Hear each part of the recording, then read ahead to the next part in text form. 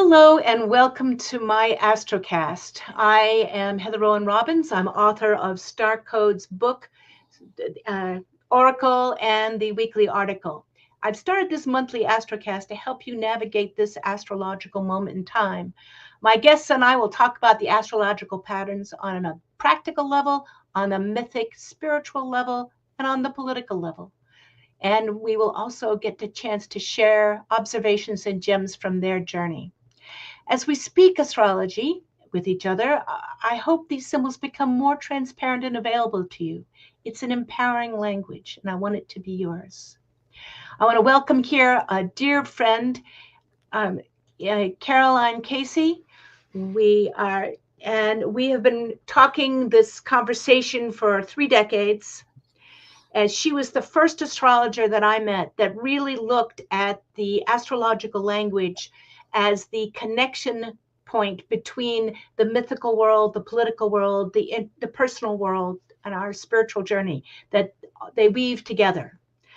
And she also has been, astrologer of great standing, and with a radio show for 28 plus years from California. You want to tell us about Visionary Activist Radio, Caroline? Excuse me? Tell us about your radio show. Yes. Well, it started on a Mercury retrograde, and it's going 28 years. So it started when Democracy Now! Started. I like to quip that it's Democracy Now! On mushrooms. So it started off as anything we need to know to have a democracy, and critique and solution.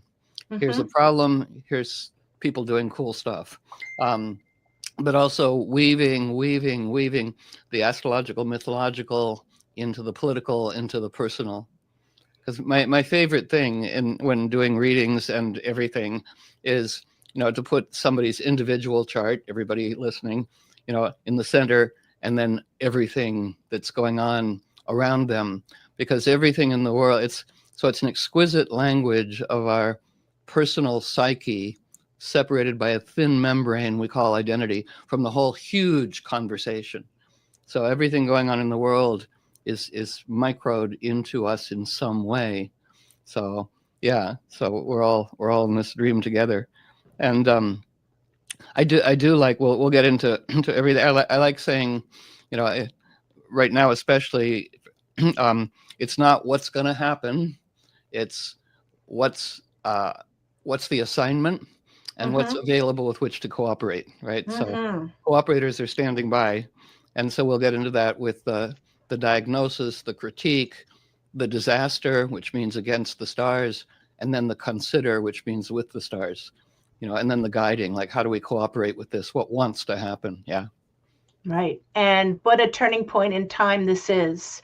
As we look at the chart for tonight, this will be on Wednesday, so this will be the night before, we're talking about a turning point in history that's setting against the backdrop of huge solar flares, which are keeping the pot stirred up, the volume up on all these aspects, because the sun acts like the rheostat dial for the rest of the aspects.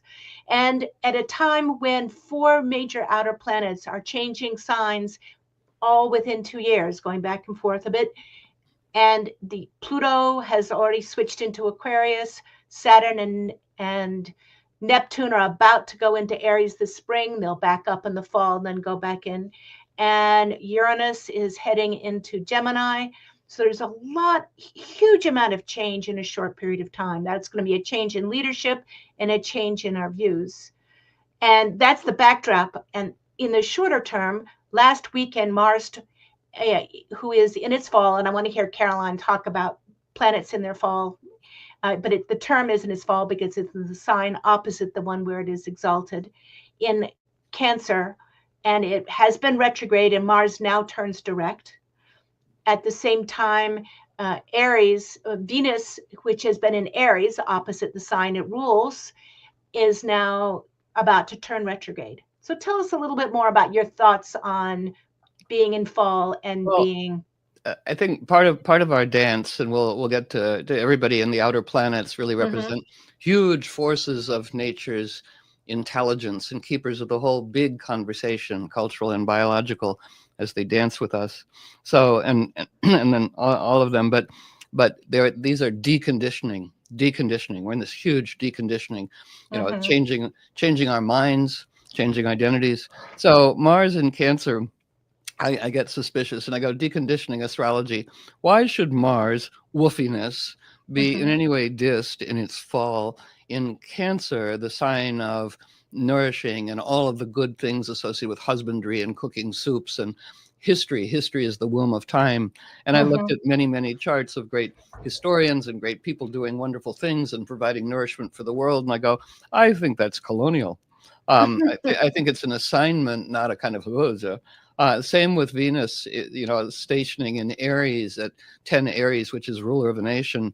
And it's kind of so Mars goes into the moon, is in the moon sign, and Venus goes into Mars sign. We go, yeah, woofy leaders. Mm-hmm. Okay, that's good. And we'll honor the dance, so much. But I wanted to start off with, some deconditioning good news too.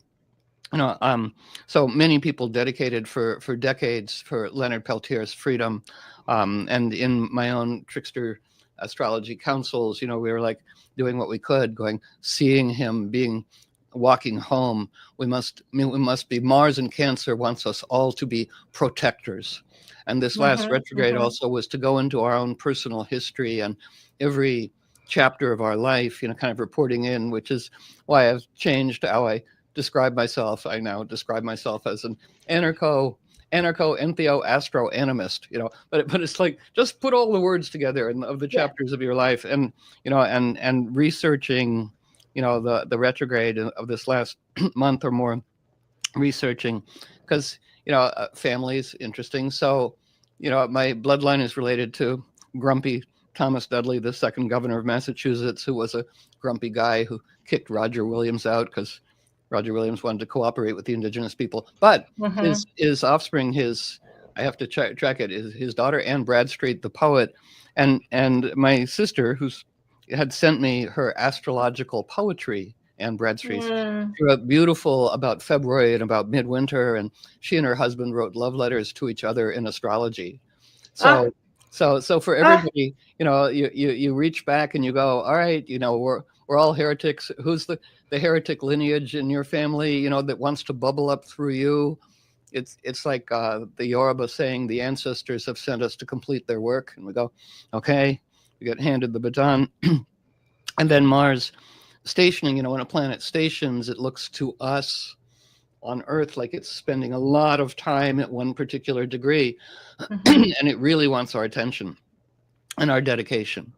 And so I am intrigued that Mars forms what's called Thor's hammer, meaning it has a 135-degree angle of sesquiquadrat to the asteroid Juno, which is about everyone playing their role. And on the other side, Mars forms a 135-degree angle sesquiquadrat to Ceres Demeter, dwarf planet, goddess of the earth, Mm-hmm. and there's a Mm-hmm. square Mm-hmm. between them. So my friend Sylvia taught me that it's Thor's hammer, and at first I thought, couldn't we find a jollier name for that pattern? Then I went searching online. Thor's Freya's hammer. slingshot, it. Sorry. Go ahead. So Thor's hammer, and everybody gets a metaphoric party prize, right? And everybody gets a magic backpack, and all kinds of things in your magic backpack, bags of liberating lightning. But everybody gets Thor's hammer. Thor's hammer was the capacity to sweep corruption out of the halls of governance. It's like, Oh, I okay, love that. everybody, this is a time. We underestimated the Dementors. I did, running Mm-hmm. Election Magic Council, and I actually think Kamala Harris won, but we underestimated the inquisitional. We've outsourced Saturn leadership to this Inquisition oligarchy hybrid, right? But then there's a part of us, Venus in Aries, I think, says we've been through Inquisitions, we know a Mm-hmm. thing or two, and Venus in Aries says it's about being woofy. Mm-hmm. I love. Do you know the movie Dangerous Beauty? No, I don't. Okay, it's a really good one for Venus and Aries for It's all of us. Venus and Aries. Perfect. Yes. Dangerous So, Beauty. so yeah, Dangerous Beauty. It's about a real woman, Veronica Franco, who was a poet and a courtesan in Venice. So Mm-hmm. throughout Mm-hmm. history, we see women, under tight constraint, but finding areas of freedom. So she was a courtesan and a poet, and she's one of the very few women we know of who was accused of witchcraft by the Inquisition and who beat the rap. And she beats the rap, and here's all of us put this in our magic backpack by going not calm, but woofy. She Mm-hmm. stands defiant in front of the Inquisition. And she says, all my life, I will never succumb to the worst fate that can befall a woman, which is to be of utter inconsequence. And Beautiful. it's her woofiness that inspires the otherwise cowardly men of Venice, of prominence, all of whom she slept with, the bishop and the mayor and whatever, to overcome their fear Mm-hmm. and back her up, causing the Inquisition to say the entire city of Venice is damned, and we're packing our bags and leaving, causing the entire city of Venice to go, carnival, carnival. Is that where The, it started? yeah, Mm-hmm. because Innocent Aries says, what is unique in all of us to the woman hero or the liberating folk hero? The woman hero is interested in liberating women, liberating men, liberating the land, liberating even the tyrant, not counting on it, but liberating the atmosphere that gave rise to the thing. So, Mm. and liberates the community. So Mm-hmm. Veronica Mm-hmm. Franco did that. She, by being woofy, she liberated the entire city of Venice to transform from Inquisition to Carnival. And we might put several drops of that in, as you listen to and continue to listen to wonderful Heather. Just every now and then something you like, just put 2 drops in your tea, going, all right, 2 drops of 2 drops Veronica of woofiness. Franco, Yep. 2 Beautiful. drops of woofiness, how to cooperate. I think the governor of Maine standing up and is she's really holding some of that energy. She's doing Venus and Aries fiercely right now, beautifully. And Mars has the Thor's hammer, but also Mars stationing, trining Saturn. Um, so it's to plight our trough, to Mm-hmm. make our Mm-hmm. dedication, to be Mars Cancer protectors. Mm-hmm. Protectors. And going back in history, I'm so in love with David Graeber's book, The Dawn of Everything, which he wrote Mm. for 10. Did you know? Do you know this book? Yeah. It's on my list of things to go explore. Yes, It's go it's ahead. on it's on Audible as well. But I'll get he it. he wrote it with incredible Saturn dedication. Mm-hmm. It's the history of human community, egalitarian to authoritarian, from the Pleistocene to now, and his dedication. He spent 10 years writing it, and he died before it was published. So we go, thank you. Is to always remember that human society has always had the capacity to change in an instant, in a Uranus instant, from authoritarian to egalitarian. And he gives many great examples. And of course goes back to, you know, the origins of democracy, right? So the US Pluto 27 Capricorn, 27 plus Capricorn, Venus is quintile that. I love quintiles, irresistible eloquence. My friend Sylvia says, and the capacity to open portals between worlds. And So it's like quintiles are what degrees? How many degrees? 72, 72. 72. Yeah, they're my favorite thing if one is allowed to have favorite things. Yeah, well, because it's a capacity to have a true Mm-hmm. perception and not have to convince anybody, which is conquer, but to be like Mm-hmm. a tuning fork in that it hums in others. So they might say, "Oh, Heather, since I heard you, I see that now," right? Mm-hmm. So it's Mm-hmm. really guiding people to their own autonomy, so it's really clean. It's And one edge of the pentagram around the zodiac. yeah, and then also the capacity to open portals between worlds. And I go, and if it's not true, let's make it true. Come on in. So Venus, her Sabian symbol, images Mm-hmm. for each degree of the zodiac, is ruler of a nation. She's quintiling the U.S. Pluto, and it's like, and she's about to retrograde, Beautiful. going on a quest, and about to go to the underworld and return as the Morning Star, which is a big, huge, interesting thing. Yeah, so she doesn't usually the the Venus cycle, and people can see Venus after sunset, really, really bright. She is so bright right now.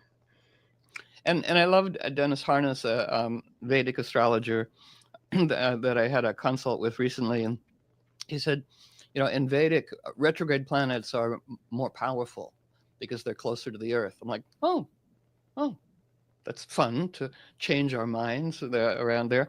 But so everything Venus, and so as she prepares to descend, she's the evening star, and will get, as she gets close to the sun, her retrograde motion, she will Mm-hmm. disappear. She will disappear, right? And I had the date. Oh, I think it's by March, right around the equinox.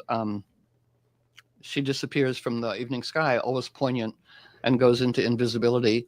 And then usually she spends 40 It days is. in the Mm-hmm. underworld, but she can't leave Could us feel like 20 years. unsupervised, right? So she returns um, as the morning star, Right. and this is really important. So Venus in the West is Inanna.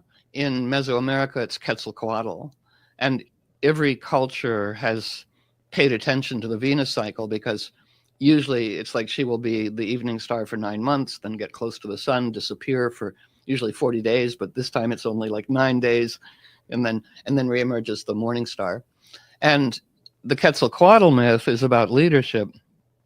Quetzalcoatl is a pretty good leader, but Tezcatlipoca, the Lord of the Smoking Mirror, says, "Drink this balche, drink this intoxicant. You'll feel much better and sexier too. You'll feel." So he does. He drinks it, and he makes deals with corporations, and he sleeps with his Mm-hmm. daughter, and I mean, it really, and wakes up going, "Oh, I've really messed up," and he goes away. Goes away, and the Mm-hmm. culture would understand it as this is time to redefine leadership.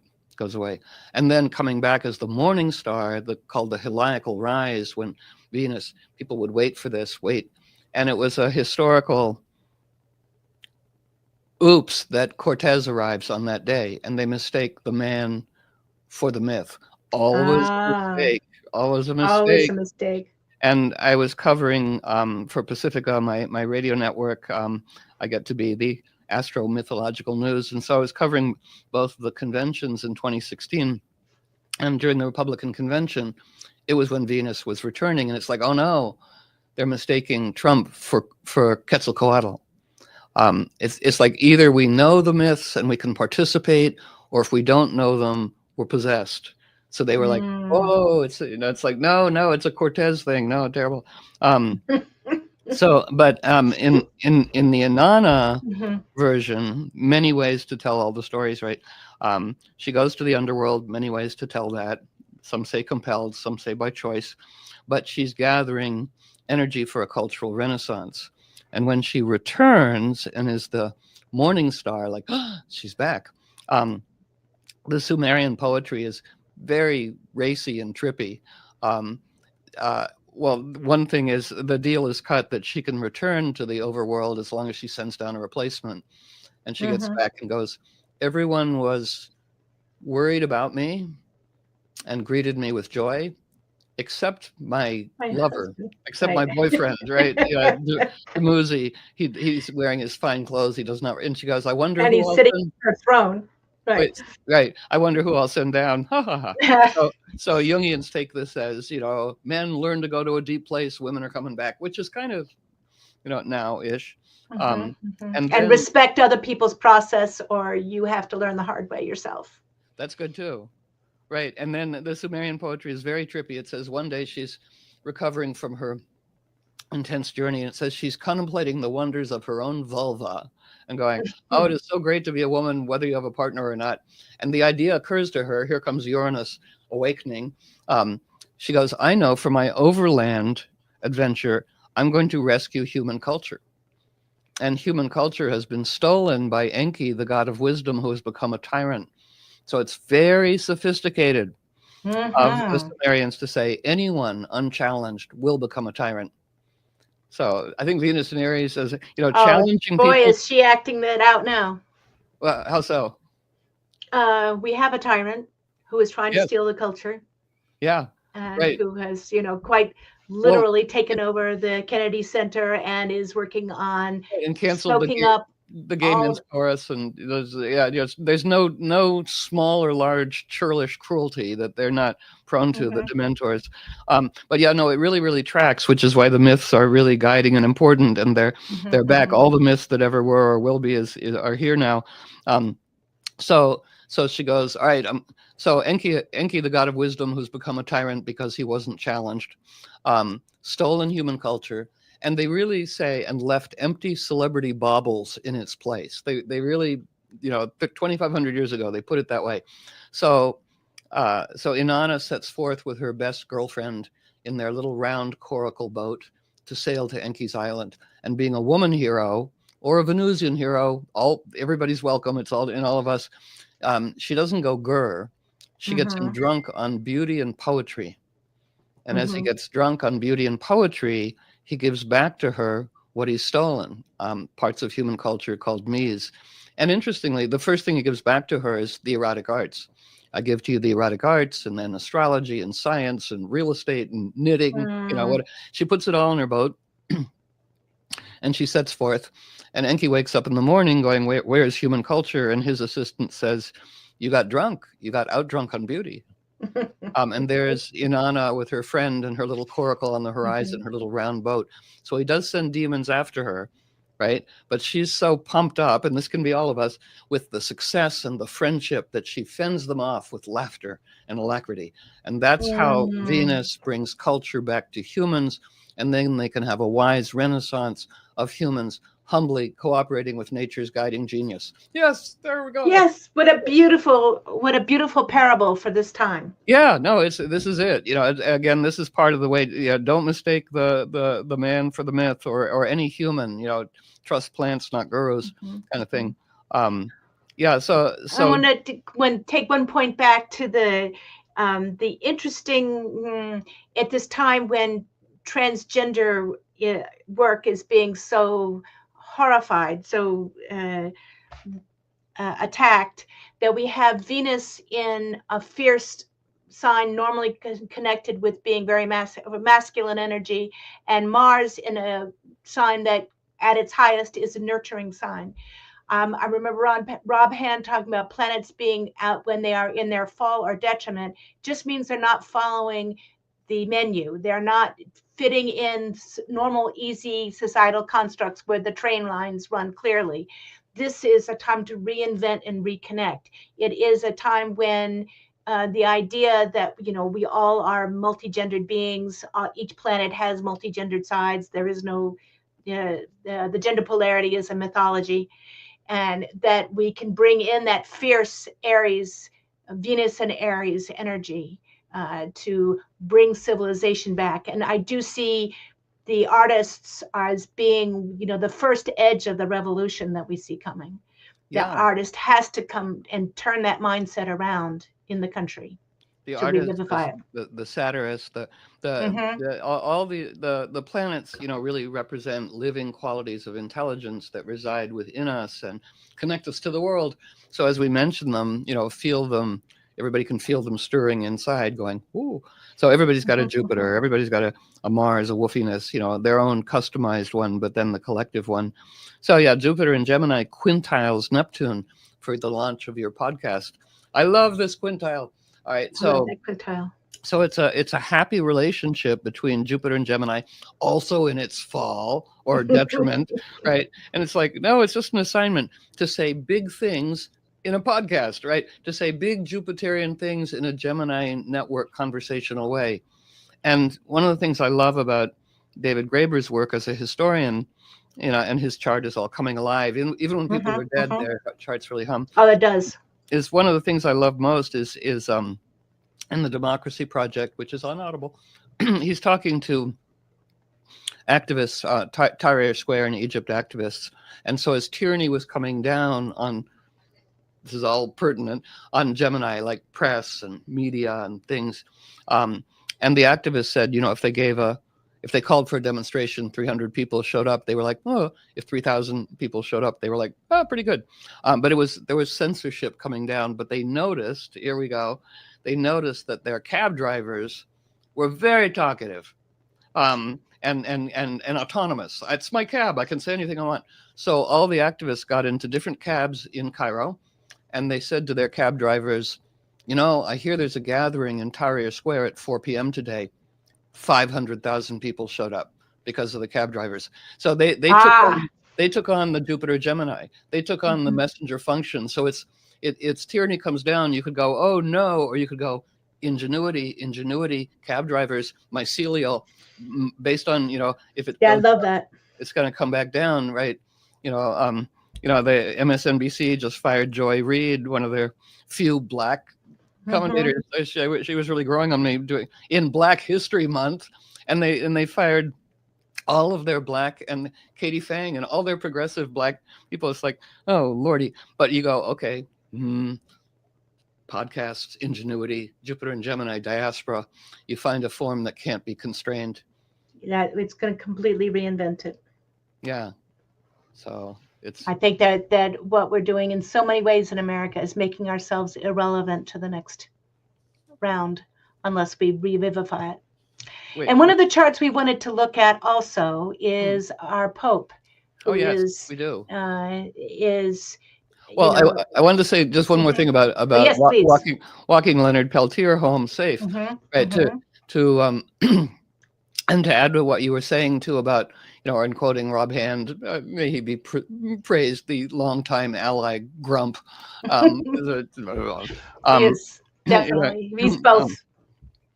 Is, but that the word heretic was a term of praise, even in the early Abrahamic religions, because it meant cross-pollinating contributor to culture, so that knowledge never degraded into dogma or superstition. Oh, that's beautiful. Boy, that Heather, fill in your name. Boy, it sure is a great heretic. Only later, once there's a priesthood, would it get us killed, right? But it starts off good. So we're heretics, right? And and it's good to kind of embrace that, to be heretics. And I think Venus and Aries, Mars and Cancer, I like to say, and yeah, the transgender, the complexity, the fabulous novel, The Man Who Fell in Love with the Moon. I don't know if you know that. It was the most radical erotic novel I'd ever read, like 20 years ago. Like, wow. The Bear Dash tradition of the twin-souled Jupiter and Gemini, the teachings of the twin-souled person. But yes, wherever I was going with that. But Jupiter does quintile Neptune for the launch of your podcast, and for all of us now, that 72-degree angle of the capacity to communicate big things in a conversational vernacular with cab drivers or whatever. And it's Neptune in Pisces, whose degree is about a vision of unity, unity. So I like to say to, and Venus and Mars, I prefer to even masculine and feminine, right? Everybody's got a Venus, everybody's got a Mars. They're all unique. They're all on different dance. But women who are, just on a simple level, women who are Aries and men who are Cancers, I go, oh, you're doing great work. Because a woman, Aries has... You're diversifying it. Sorry? Diversification. Right. And a woman, Aries, has wonderfully feminine qualities, wolfiness, just rah. But our culture... Oh, is that an animal coming in? That is a dog speaking from the back. Excellent. That's good. Yes, we have several dogs that are with us today. I've got two dogs on. One on either side. No, we needed the dogs, right? So women Aries are like, feisty and Veronica Franco kind of thing, but those are qualities attributed to men, and Cancer men have all of these feelings, and husbandry. Mars is stirring that up now, and makers of good soup, and Jose Andres, World Kitchen, Cancer. Wonderful leader. Yeah, all the great chefs. Anthony Bourdain, Cancer man, and so I like that they've taken on going, more room for everybody. Let's have woofy women and nurturing soup making guys, and to honor that. So yeah, that's beautiful. Yeah, that's beautiful. We're talking about Leonard's chart, that he is. We don't have a time for him, so this is, the houses are not necessarily appropriate, but we go for that you Virgo with the probably Cancer moon and Venus and Mars conjunct in Libra. There was someone who really would, has been striving for justice, equality, the social justice aspect of Libra, which is so powerful and so strong. But with those planets in Virgo, the ability to see the problem and to deal with it and to focus on that. But I see him really coming alive from the aspects that he's experiencing now. And I wanted to honor the heretic in him and all of us, and less, for those who follow astrology, just to to realize it's an assignment, it's not a sentence, Right. So when he's released, Saturn in the sky is at 19 degrees of Pisces, and when he was born, his sun is at 19 degrees of Virgo, an exact opposition. Mm-hmm, So in the old mm-hmm, fogey books would be like, oh no, but then it's like, no, no. If your dedication, if your Saturn mm-hmm, dedication is strong, then that's your dance partner, right? And mm-hmm, again, you'd read like, oh no, Saturn opposite the sun, you might be terribly depressed, or you might be liberated and go home, right? It's according to your definition, right? And mm-hmm, then mm-hmm. um yeah And he's stepping into his elderhood. He's stepping into his empowerment. He is really, being put in a leadership position now, and that he is out. And I often see that Saturn. I think of Saturn as the martial arts sensei, and he's been handed his black belt. Now go do with it. yeah no, that's that and I was so concerned, which is why I wanted us all to be protectors, Yes. lest the churlish eye of Sauron go, and it's like, no, we're imagining, we're engaging. If the Inquisition, and it really is black magic, it's Opus Mm-hmm, Dei, the mm-hmm, black magic part of the Catholic Church, and Peter mm-hmm, Thiel and the mm-hmm, AI people and whatever.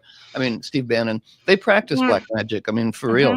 mm-hmm, mm-hmm, And the kind of good-hearted team has been woefully ill-prepared for that.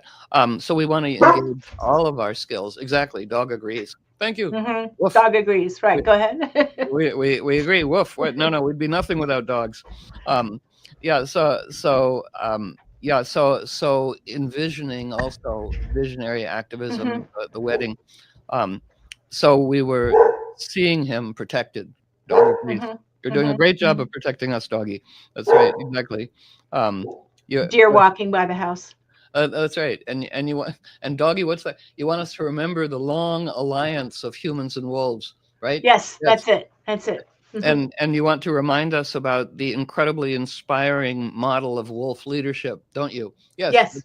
Right. Because I think we get to say, what is unique to our species aside from our bad manners. Um, it's maybe the opportunity, Jupiter, responsibility, Saturn, to borrow qualities of intelligence from the flora, fauna, fungi that we share this earth with.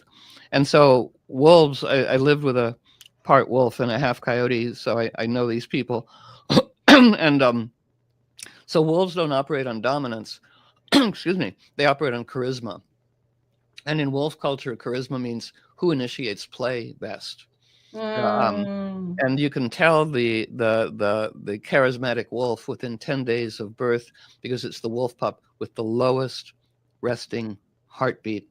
So I love that as a model of Oh, leadership. that's wonderful. It's the coolest, calmest wolf who engages the playful ingenuity of the pack. So it's not just play. It's like, let's go hunting, but play. But that's what leadership is. Yeah, that's what It's leadership also is. usually the wolf is not the one at the front, it's the one protecting the back. Wait, say that again. Often in the wolf pack, when you see them walking, the leader will be at the back of the pack, watching and guarding, rather than at the front of the pack necessarily leading which way to go. Yes. And so again, so the fact that we have this inquisition on wolves, it's like we're killing our leadership mentors, and we want to be protectors and form an alliance with them. And then I love coyotes. My longest relationship in the world is I lived with Stella Coyote, half coyote, but pretty much coyote, for 19 years, 2 months, 2 weeks, 2 days. And wolves and coyotes are breeding now, are mixing, Mm-hmm. and as an evolutionary necessity. And I love that too, just to present to us, so because coyotes are like, I Oh, mean, that's going to be wolves are really interesting. well, wolves are very disciplined, right? I mean, they're playful, but Mm-hmm. also everybody's got a role. Only two breed, and everybody's got a role. Coyotes, no, mad geniuses. So, so wouldn't it be great, this hybrid mating, for us to have and belong to a supportive wolf pack that encouraged everyone's mad coyote genius? I love it. It's like let's Yes. see that, that's, and Well, that's and I think that that's going to be the key of Pluto and Aquarius for the next couple of decades. Is the power comes from our pack, our tribe, our group, how we work and interact with others, and whatever level and way we can do that. That's where the individual power to fight is going to be nothing compared to the power that we have when we find like minds and people that we can inspire and play with and work with, the fellow coyote wolves throughout. Yeah, no, and I really want to expand. We'll bring Uranus into play. I mean, many stationing really important. One of my very coyote raven Mm-hmm. heretics. Um, and there's no prison for the unexpected. So I love also language crafting. And Uranus says we are big intelligences dancing with you guys, Gaias. We don't care what you do. We care the manner in which you do it, that it comes from freedom and choice rather than fear. And the same with language. So I am encouraging myself and others to expand our vocabulary beyond the word fight. Mm-hmm. And I think that's something that was magically ineffective about the Harris-Walls race. I love them. I love him. I love this. When we fight, we win. It's like, no, obviously not. I like replacing fight with dedicate, outsmart, satirize. I mean, just 20. But dedicate is good. When we dedicate, we win. And I think that's really truer. And because neuroscientists say that when we use the word fight, our brains are symbolic. It cascades a huge amount of adrenaline down. I mean, we get ready to fight, and whatever we say, we get more. Oh, they want fighting. Mm-hmm. It's like, no, Mm-hmm. we'd like more dedication. We'd Right. like more And dedication. that definitely fits. My problem with that campaign was the focus on we won't go back, because Right. our brain Yeah. does not read negatives and only reads we go back. So we have to remember, like, it's good to say we won't go back, we're going forward, and this is what we're doing instead. What is our vision? What's our eye? We were talking a little bit earlier on off camera about the Bardo state and our country going through a time of in between lives at the moment, in between chapters in that Bardo state. And we talked about how some of the old traditions around Bardo states, and I go back to the Tibetan Book of the Dead, as you mentioned, are about what not to do and what not to focus on. And what I learned to do with the death of many friends and relatives was to say, calling them to the light, but calling them to their source, focusing on that source, how to the traditions of going back, how to let go of everything else and focus on the source. And I want to see that for our country right now. It's like, how do you keep an eye on your lighthouse? Where are you going instead? I think of that often with charts. We're heading into some rough waters. Where do you want to end up at the end of that? You may make a lot of changes along the way, but that will guide you at each of the corners. We're right now, the country's in that Bardo state, the breaking down of an old system. Where do we want to be? How do we keep our eyes on that prize, find the people that are working towards that, and use every possible event to take us in that direction? Yes. No, that's right. Because we were referencing. So yeah. So February, my oldest sister died February 1st. My oldest brother died February 22nd. My cousin Hmm. died on the 20th. And it's like, whoa, righty. But Oh. again, it's micro, macro. There's Mhm. death in everyone's life, um, and and what addresses that. And then the Bardo state to read or to guide for the beloved for 49 days. And we were talking about it. And I go, the Tibetans kind of grumpy. It's all monsters and demons. And it's like, oh, well, the divine is, Neptune Pisces shapeshifting. I think the divine is eager to be liberated from the past confines of human imagination. Let's be Mhm. heretics. Let's challenge the Mhm. whole thing, right? Mhm. Um, Mhm. Going, who says, demons? But yeah, and then I love what you said about, so, well, and you maybe say it again too, but the Bardo state, Mhm. and we go, happens before actual death. Is that what you Well, mean? we mentioned that in the case of my mother died of Alzheimer's, and you mentioned that one of your relatives wasn't all here, No, and that they're they're doing that Bardo state work, that review of their life, that processing before they die. They're in that Bardo state. They don't seem responsive to here, but you can feel the work they're doing. there's huge mysteries here, and I don't remember growing up that so many people were the overused word dementia, right? It's like, but that's every. I mean, my neighbor just went to the funny farm. I prefer that term. Hmm. But the thing, my siblings were, and then my great buddy Robert Bly, poet, when he Hmm. started to Hmm. go loopy, and I go, Robert, let's think of it as Neptune transits, short-term memory loss, long-term mythic memory gain. He's like, I like that, um, Perfect. and Exactly. and I said, you've earned the right to. You get up on the stage and read the same poem 2 or 3 times. You do that anyway, and you don't need to be who other people want you to be. I think Right. this is important, And he's like, really? I go, yeah. And he's like, all right, okay. Um, and I think that's part of the fun we can have, which is to dissolve the imprisoning cartoons that others might have of us or of Hmm. astrology, right? And in Hmm. turn, Hmm. we dissolve any imprisoning cartoons we might have of others, that That's the were, important other half. yeah, that right, that it goes together. So these are mysteries, and I think about them a lot because it's liminal. Yeah, I like the whole country's in a Bardo state, right, and needs psychic guidance. So Robert Bly goes off, and the last years of his life he wasn't speaking much, and there was a time when he hadn't said like a word for over a month, and his buddy Coleman Barks comes to visit, translator of Rumi, and Coleman's doing a reading in Robert's living room. And Coleman forgets his lines, and Robert says them and then goes back inside. So we don't Hmm. know. Hmm. A friend of Yeah, you mine. can definitely see them visit. You can walking through the Alzheimer's unit with my mother. My mother was in and out of a coma for a year, and but you Ah, could feel all these spirits hanging around in the ceiling, sort of tethered by a cord to them.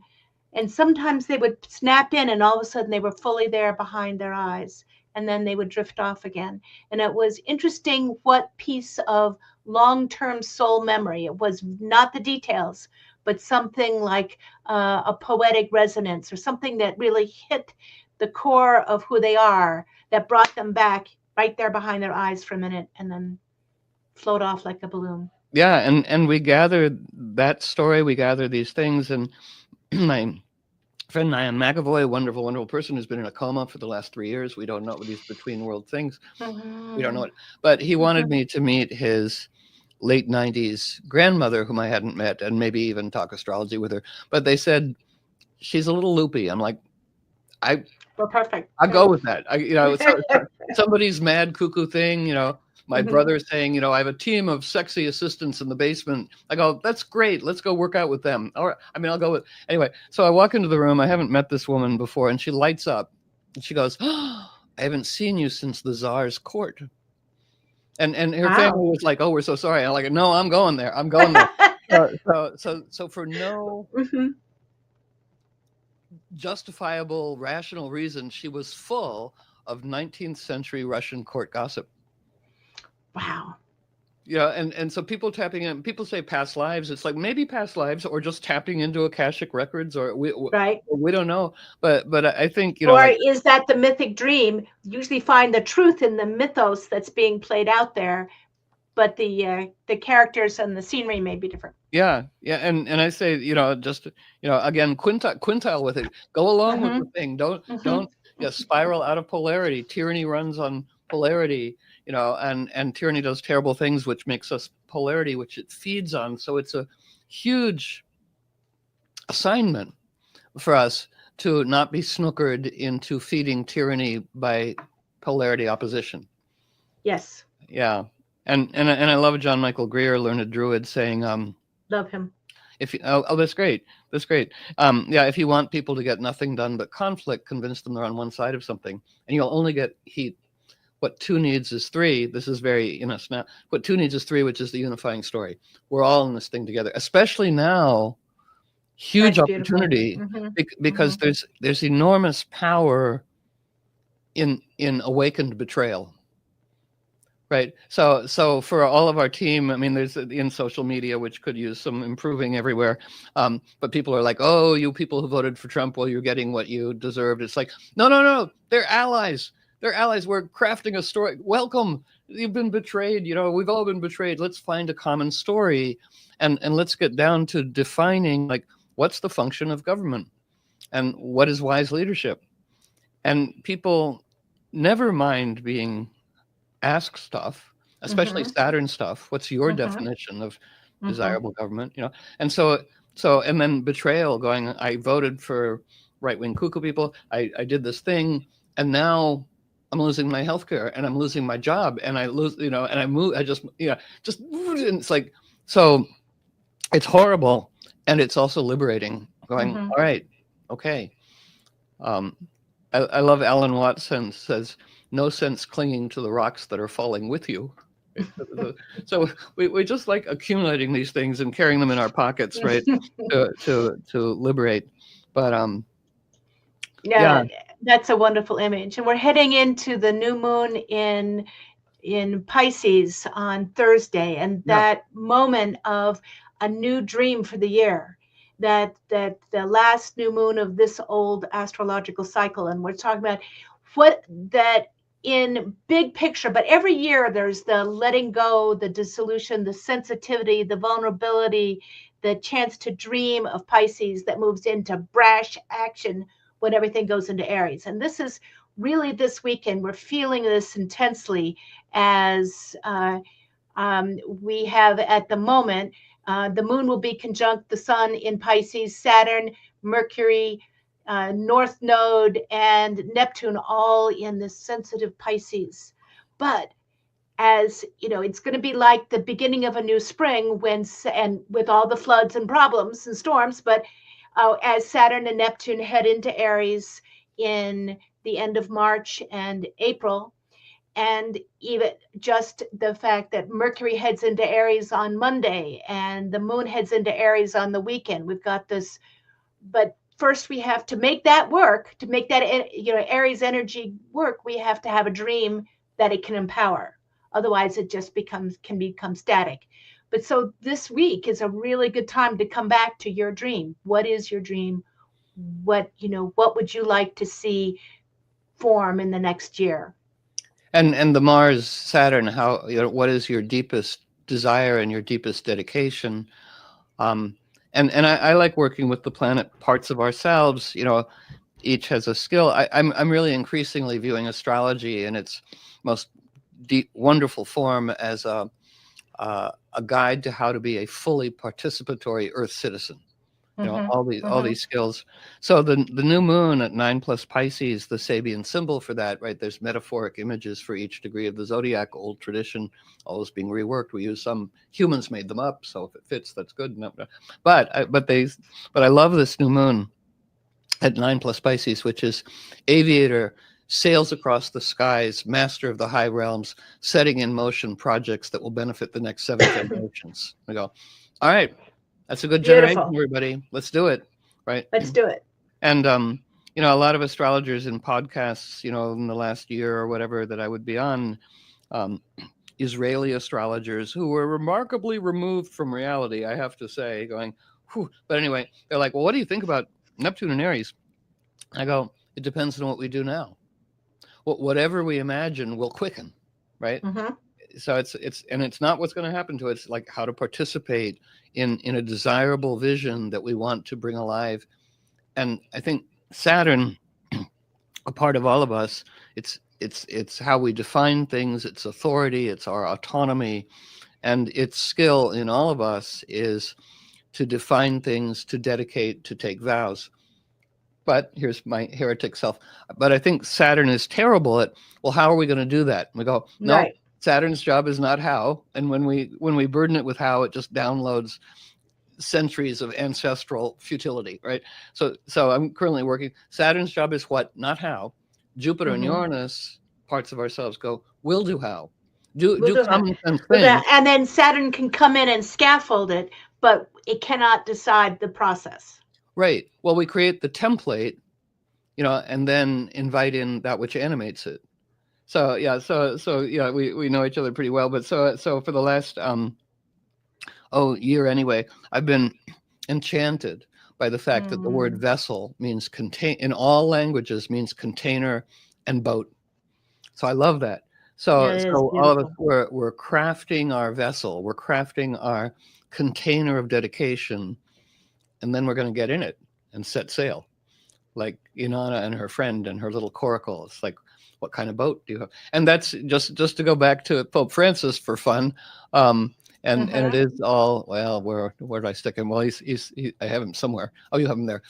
So Pope Francis Sagittarius, um, and which is the incarnational agent of Jupiter. I don't say ruled by anymore. I go, we're throwing rules out.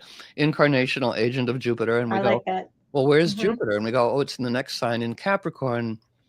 um, to practice knowledge, to practice wisdom. Mm-hmm. And I Mm-hmm. love his Jupiter's Sabian symbol degree. It's a party of campers packing their canoe at twilight, the ability to navigate dark water. It's like, oh, Mm, oh. that So is our beautiful. vessel, our canoe, our capacity to navigate the underworld, And, last night in the Trickster Council, I convene on, once a week.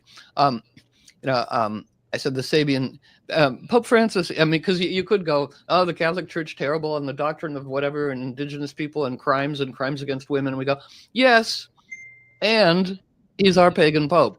Jupiter Mm-hmm. and Mm-hmm. Gemini says, for all of us to cultivate complexity and nuance. No one person, no one thing is one thing. Mm-hmm. It's like so his Saturn in Pisces, the Sabian for it is rich and poor alike pour out onto rain-drenched streets in a joyous rebirth celebration. It's like, no, he really means it. And he really cares about the earth, and he really cares about democracy, and he really cares about animals and plants, and And diversity. diversity, and yeah, all of that, and we root for him. His lungs are in challenging shape. Lungs are grief, so Mm-hmm. I think it behooves us to take on the grief, um, to lift something off of him. And oh, is that thunder? That is snow falling off our roof. Well, that's very exciting. Well, That was very exciting. that's also an augury. Like, Yes, whoa, yeah, okay, the spring is coming. yeah, right. And Mhm. it's loud, It's loud. in a good way. It's like, woo, The winter movement. falling away. Right. Yeah. So so I like that Venus stations at 10 Aries now, and then retrogrades, which is ruler of a nation. It's quintile to the U.S. Pluto, going, would you all like to try a democracy? Go back Mm-hmm. to indigenous teachings. That might help. Mm-hmm. Mm-hmm. Mm-hmm. And then it goes all the way back to 24 plus Pisces, whose image is rooting corruption out of the clergy, right? Mm. And that's for all of us. Mm-hmm. To any Mm-hmm. form of clergy, any spiritual teachings, any whatever. Now we're back to Thor's hammer and Venus cahooting. We've got Yeah. themes. Rooted, yeah, and corruption and the people who have mistaken Cortez for Quetzalcoatl. Yeah, that's it. Yeah, no, exactly. It's like, no, it's all us, and that's the Pluto and Aquarius. It's like, what I've been saying to myself and others after the election is like, all we've got is us now, but us is quite a lot.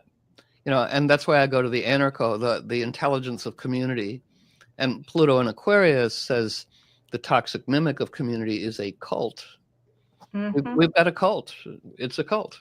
Mm-hmm. And I think the occult is the antidote to cults, right? Um, there's a great book called The Occult Features of Anarchism about how Mhm. anarchism and community really comes out of the realm of magical participation. It's like, I knew it. So can Americans discern the difference? And that's here comes quintiles. That's Because going to be the question. what? Sorry. That is the question. Yeah. That, and I do think, as we talked about before about our Constitution coming back to the Pluto return. The country's been back through its Pluto return. Now the Constitution, we're heading into that in the next few years, where Pluto returns where it was when the Constitution was born. And that has been a fascinating, and the idea that most after Pluto returns, after a Pluto aspect, people are often stronger than ever. and they go through that challenging time and say, remember why you're here.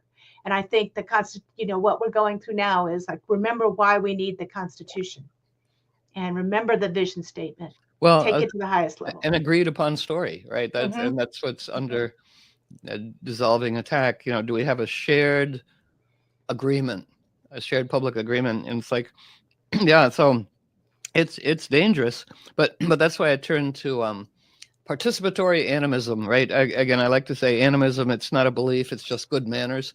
And there's a smart black scholar, Taya Miles, who wrote a book about Harriet Tubman, great Pisces, Mm-hmm. with Taurus planets. So Harriet Tubman, the creator of the Underground Railroad, which we may need, Mm-hmm. Mm-hmm. and she considered herself an animist. She said she viewed the planets as glorious, glorious guides and allies.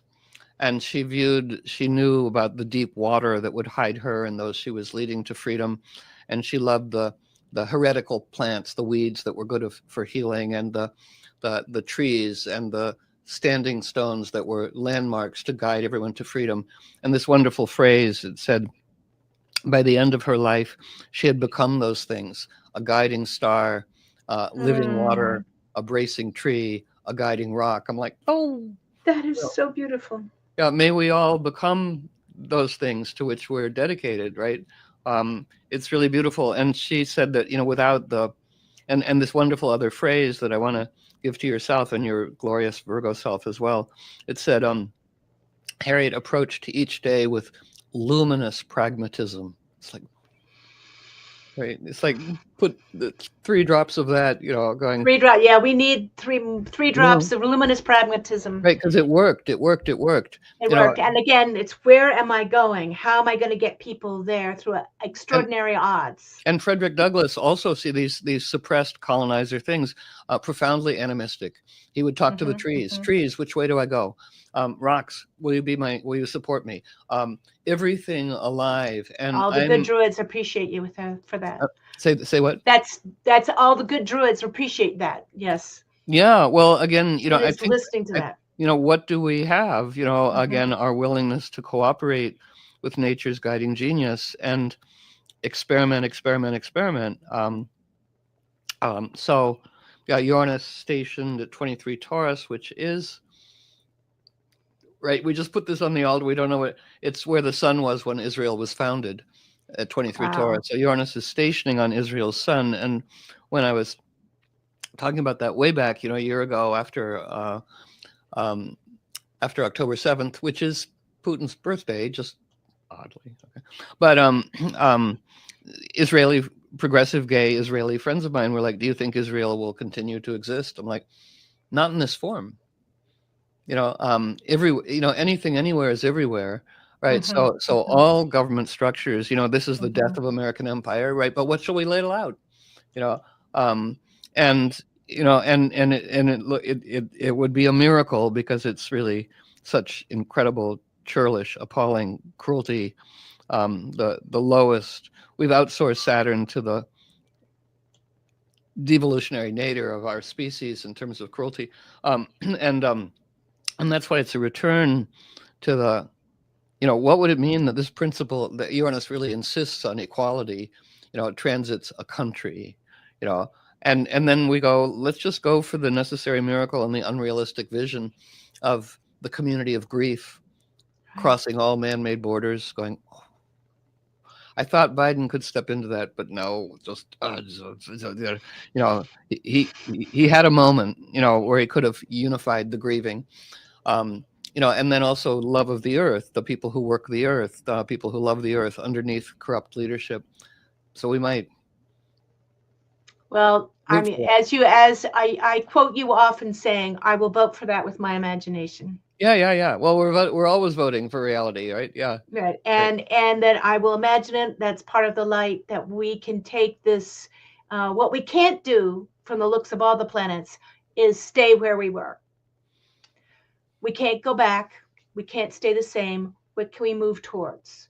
Because it's all, that crisis with an opportunity. It's all in the mix. It's all shifting and changing like ice flows in the springtime.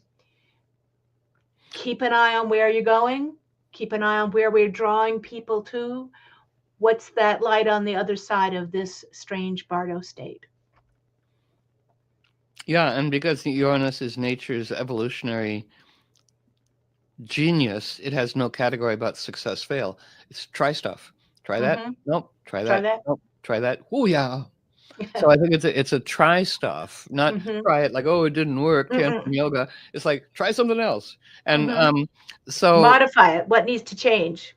right, and it's the Taurus Pisces conversation with Mars.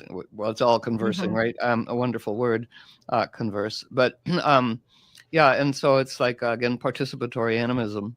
Um, Forge alliances with the dogs and the trees and the plight our troth to forming alliances, and then we bring in Terry Pratchett. Terry Pratchett's animistic novels, right? You know those witch novels, right? Mm-hmm. And Mm-hmm. and Five Drops of Granny Weatherwax, right? Granny Weatherwax, a fabulous character in Terry Pratchett's witch novels. And she says, "Owl, owl, may I ride inside your head tonight?" And he goes, "Since you ask so politely, hop in."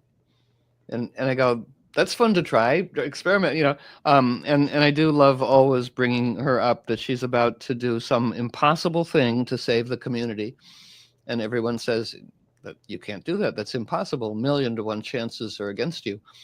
And it said that she smiles in a way that would make wolves whimper, and said 1,000,000 to 1 chances crop up 9 times out of 10. So buzz off. And then she does the impossible thing.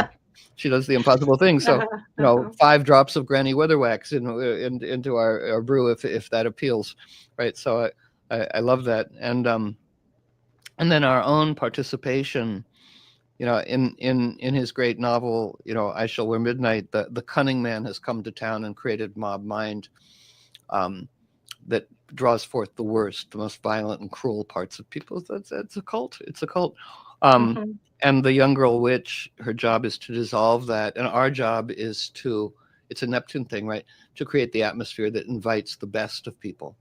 Come on, this. And she says, the cunning man, the tyrant, finds purchase in all whose hearts are full of grievance. And I think this is really important. I've been working it for a year, and at first going, I don't have grievance, and then going, ooh, ooh, because grief is love, and grievance is animosity, is hatred. Mm-hmm. And so, it was one of those things where I was driving down the road going, the fate of the world requires each one of us dissolving grievance in our heart. You know, Mm. Neptune, solve coagula, dissolve and reimagine. Um, And yeah, we often shift into grievance instead of grief because grief can is so heartrending to feel. it's a fending off of grief, I think. Yes, I Um, agree. and in the world, tyranny runs on grievance, like those people, and they did me wrong, and it's like, well, if we're all in this dream together, you know, why would we be scripting it that way? And I think Venus and Aries, quintile, Pluto, well, doing all kinds of cool stuff, but and she's going on a vision quest, does remind us that whatever, she's a dance partner. Whatever we speak to in another is the part of them we're inviting to dance with the corresponding part of ourselves. So these are these. Yeah. And on that, I'm going to have to stop. I could talk to you for hours. I hope to talk to you again soon. Thank you. A great woofy launching to your beautiful self, and Jupiter Neptune, all the power of stories and myths are part of finding their way into the world through you. Wonderful. And how can they find you? CoyoteNetworkNews.com. You can find the radio shows for free to listen to. Many things. There's Trickster Training Councils. There's personal sessions. But CoyoteNetworkNews.com will let you know all kinds of ways to play. Wonderful. Yeah. And you can find me at starcodes.us or Roan.Robbins.com. And you can Google Starcodes and get my weekly article about the astrology of the moment. Take care.